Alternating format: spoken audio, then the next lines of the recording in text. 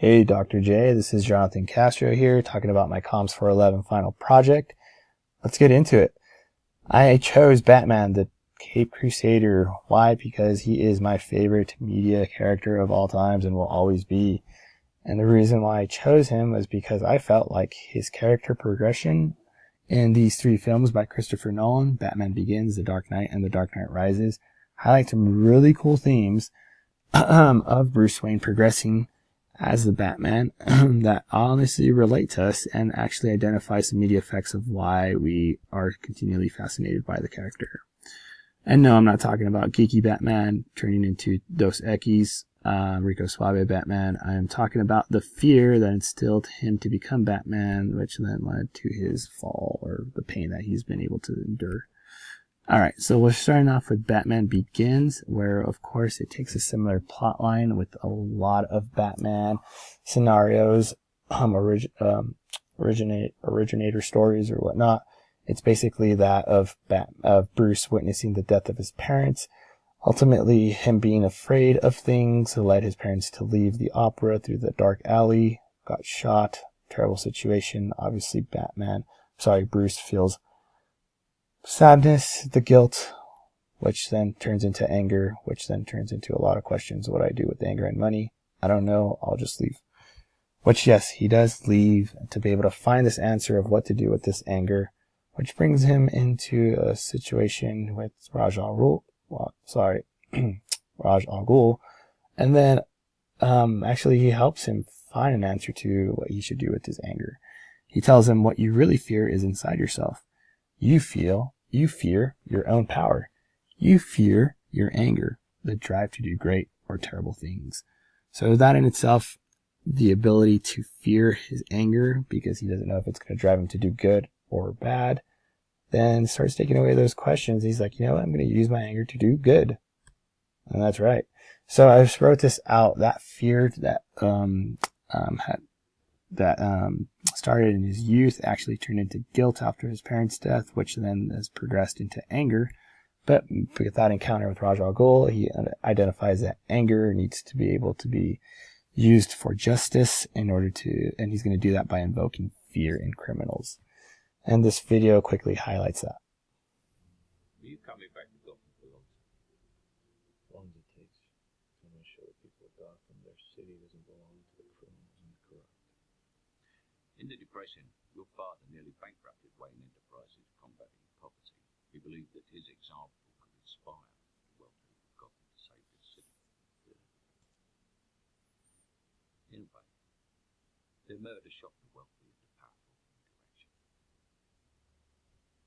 People need dramatic examples to shake them out of apathy, and I can't do that as Bruce Wayne.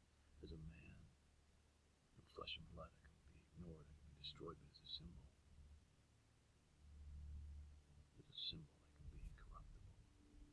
I can be everlasting. What's it? Something elemental, something terrifying. Something cool, like a guy that puts on a bat suit and terrorizes criminals at night. That is what Batman becomes. Bruce actually becomes the Batman, being able to centralize his anger into bringing about justice through fear. So that's where we find the Dark Knight, where Bruce Wayne as a character is able to coexist with Batman, which ultimately brings him balance in his life, which brings also balance to Gotham. Gotham no longer has the same criminal activity it once did, up until Joker comes around and creates imbalance in Gotham City, which then leaves Bruce confused, in a state of confusion, because he's just kind of like, what? This confusion is a manifestation of chaos in the character's plotline, because everything is in complete disorder, and he is like, I thought I stood for something good that was going to bring about a lot of good, which is highlighted here in this video. I'm Jimmy Dean. By Jimmy Dean. I wish I could tell you how I feel about a morning like this. Me too. And that includes a good hearty breakfast. You need something to kind of warm the whole body up and get it going. Thanks, Jimmy. It's a great way to kick off your day. All right.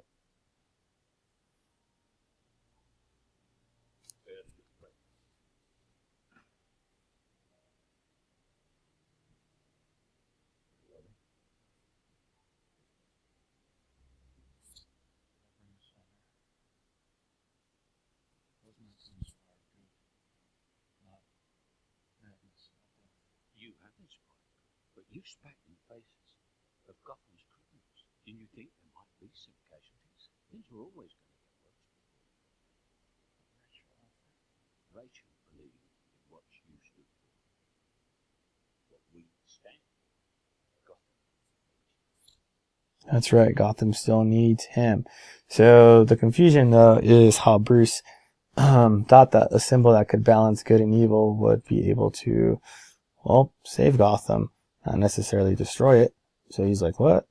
And then, yeah, it took away the people he had faith in. He had faith in Rachel, being able to live a normal life and happily ever after, but she's dead. And then also, too, he thought Harvey, he had faith in him that he'd be able to take care of Gotham, but now he's evil.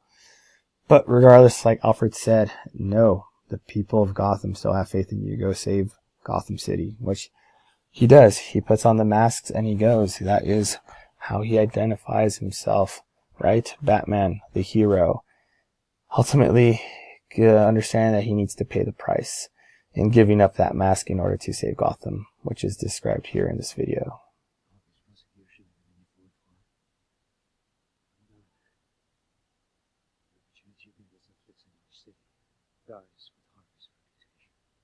We bet it all on him. The Joker took the best of us and tore him down. People will lose hope. They won't. Let us never know what he did. 5 dead. 2 of them cops. You can't speak that.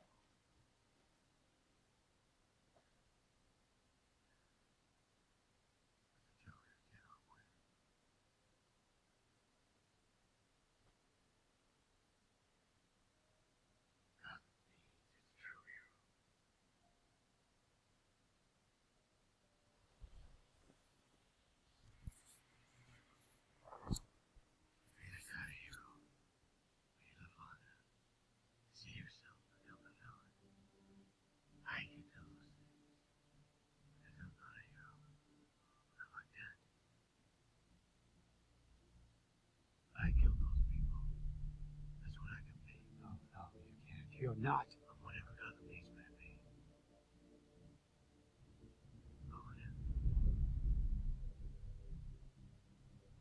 A hero. Not the hero we deserved, but the hero we needed. Nothing less than not. Try. That's right. So there it is. Bruce identifies himself as the symbol, of course, that gives Gotham hope. And because of that, he recognizes that he needs to give himself up, or at least the Batman up, in order to be able to keep Harvey Dent's reputation and ultimately save Gotham City from criminal activity. So the symbol that helped him now stands for something more important than himself, which helps me, or at least reminded me of President Kimball's quote, "When we concern ourselves more with others, there is less time to be concerned with ourselves." So yeah, get over it, right, Bruce? Not necessarily. The Dark Knight Rises actually shows Bruce's character progress into a state of emotional pain, not necessarily being able to continue to live as Bruce, but really just isolating himself and taking himself out of society, which is highlighted here by Bruce Wayne's butler, or this awesome ad by Geico. That this is a Geico commercial. You could save too. Don't be afraid. It's just savings. Yep. So, lady, you two should exchange notes over coffee. So now you're trying to set me up with a jewel thief. At this point, I'd set you up with a chimpanzee if it brought you back to the world. There's nothing out there for me. And that's the problem. You hung up your cape and your cowl, but you didn't move on. You never went to find a life, to find somehow. I did find someone. I know, and you lost them. But that's all part of living, sir. But you're not living. You're just waiting, hoping for things to go bad again. Remember when you left Gotham? Before all this, before Batman, you were gone 7 years. 7 years I waited, hoping that you wouldn't come back. Every year, I took a holiday. I went to Florence. There's this cafe on the banks of the Arno. Every fine evening, I'd sit there and order a Fernet Branca. I had this fantasy that I would look across the tables and I'd see you there with a wife, maybe a couple of kids. You wouldn't say anything to me, nor me to you. But we both know that you'd made it, that you were happy. That's right, that Bruce is happy, but no, that's not the case here. Obviously, Bruce is in pain, emotional pain. He did not find closure. He understood what needed to be done, but ultimately not what he wanted to do. Regardless, he chose the right thing and became the hero. But kind of like Alfred said, he was just waiting for something to be bad. That was bad to come, which it did in the form of Bane, who terrorized Gotham, which then caused Officer Blake and, of course, Commissioner Gordon to instill faith in Batman to come back, in some conversations they had with him, which was actually kind of funny because in the second movie we see Bruce instilling faith in other people, but now in this turnaround we have two people instilling faith in him.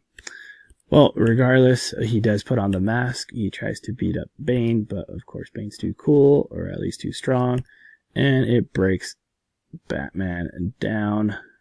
A lot of pain, puts him in prison, where the only way to escape is to climb this very daunting wall, hole, or whatever you want to call it. But regardless, Bruce figures it out. He recognizes that in order to be able to overcome this, he needs to instill fear once again as an impulse to get out. Remember, fear is the driving force that created Batman, which kind of puts him in this situation here, but that same fear is what will get him out.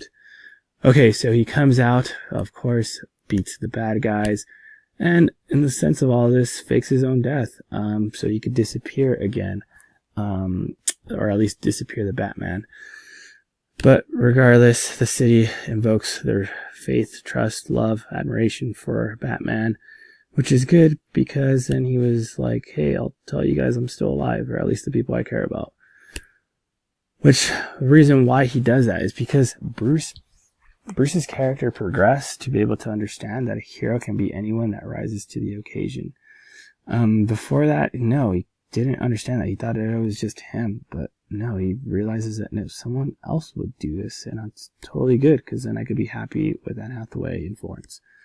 So here we have it, just 3 films describing fear, chaos, pain, and the way that the character has that is he begins with fear, he falls into this chaos, but then he's able to rise from this pain and find happiness.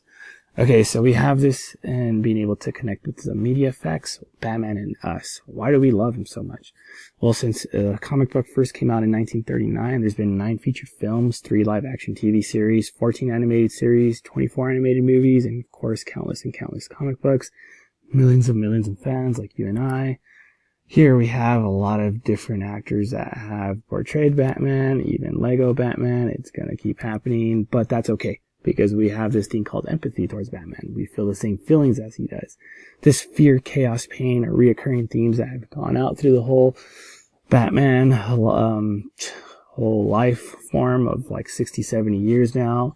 And basically also too that a hero can be anyone that rises to the occasion. We like those things, we can associate ourselves to those things, or we really just want to be with those things.